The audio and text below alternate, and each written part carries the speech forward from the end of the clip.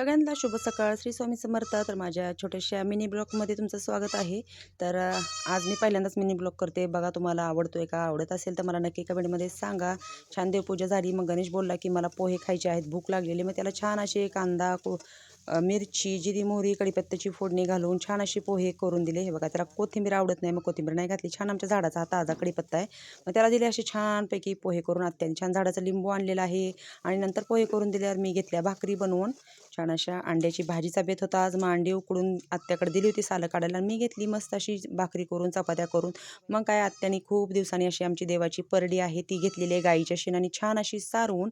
एकदा घ्यावीच लागते, आठवड्यात 2 आठवड्यातून एकदा छान अशी सारून घ्यावी. मग गाईच्या शेणाचा हाच फायदा आहे. गाई असल्या गावरान गाई की छान असं मग होतं. छान आज स्वच्छता करून घेतली सगळी.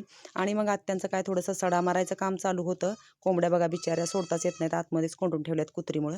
आणि इकडे आत्याने छान असा सडा घेतलेला आहे मारून. हे बघा केवढं स्वच्छ आहे आमचं सगळं शेळ्यांचं आतल्या शेडमध्ये. आणि मग आज थोडासा तूप करायचा बेत केला होता. मग ठेवलेलं होतं तूप कडवायला चुलीवर. आत्याने चुलीजवळचं पण घेतलेलं आहे छान सारून. तूप असं छान कडलेलं होतं. तर कसा वाटला मिनी ब्लॉग नक्की सांगा.